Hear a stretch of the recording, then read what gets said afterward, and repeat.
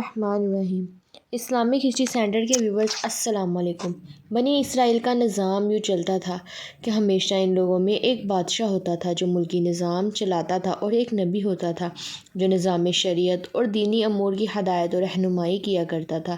اور یوں دستور چلا آتا تھا کہ بادشاہی یہود ابن یعقوب علیہ السلام کے خاندان میں رہتی تھی، اور نبوت لادی بن یعقوب علیہ السلام کے خاندان کا ترائے امتیاز تھا۔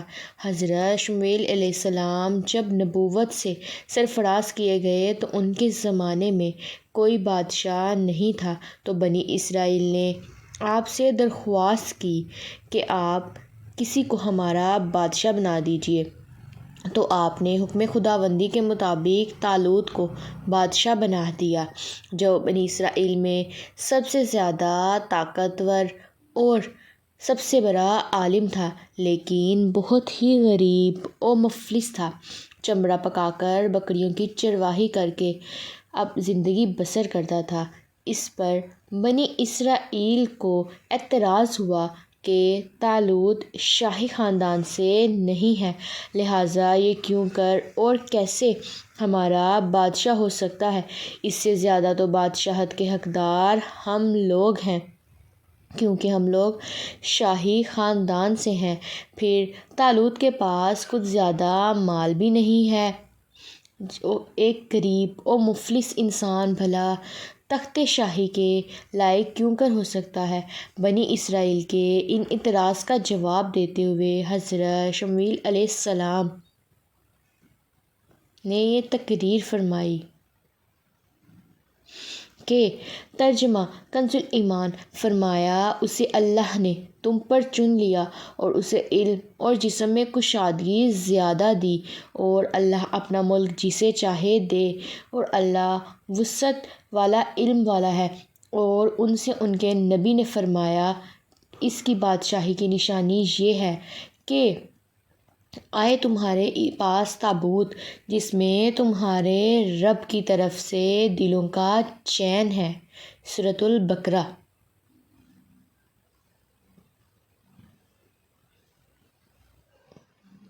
چنانچہ تھوڑی ہی دیر کے بعد 4 فرشتے صندوق لے کر آ گئے اور صندوق کو حضرت کے علیہ السلام کے پاس رکھ دیا۔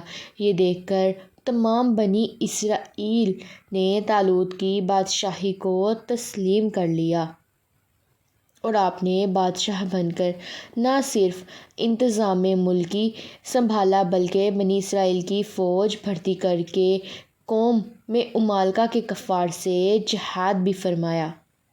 اللہ تعالیٰ نے اس واقعے کا ذکر قرآن مجید میں فرماتے ہوئے اس طرح ارشاد فرمایا، جس کا ترجمہ کچھ یوں ہے کہ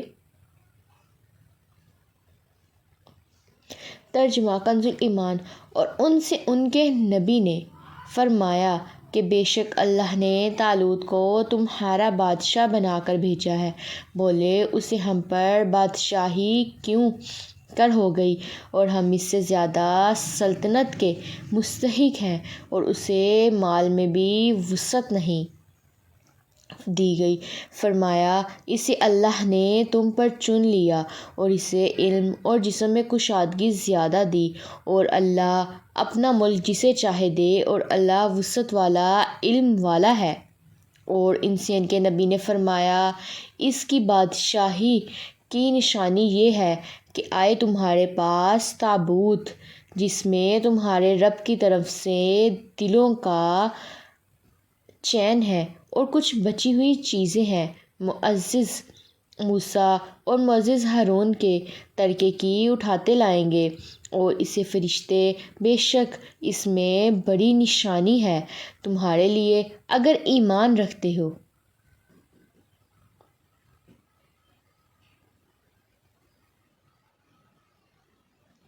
درس ہدایت۔ اس واقعے سے جہاں بہت سے مسائل پر روشنی پڑتی ہے، ایک بہت ہی واضح درس یہ ملتا ہے کہ اللہ تعالیٰ کے فضل اور اس کی نوازش کی کوئی حد نہیں ہے۔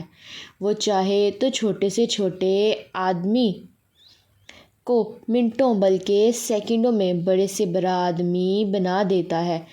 دیکھ لو، حضرت آلود ایک بہت ہی کم درجے کے آدمی تھے اور اتنے مفلس تھے کہ یا تو دیگر تھے جو چمڑے کو دباغت دے کر اپنے روزی حاصل کرتے تھے یا بکریاں چرا کر اس کی اجرت سے گزر بسر کرتے تھے، مگر لمحے بھر میں اللہ تعالیٰ نے انہیں صاحب تخت و تاج بنا کر رکھ دیا۔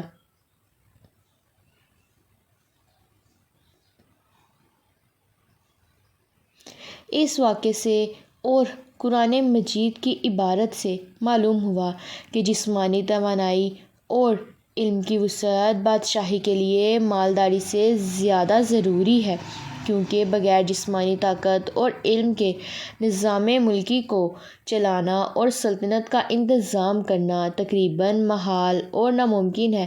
اس سے ظاہر ہوا کہ علم کا درجہ مال سے بہت بلند تر ہے۔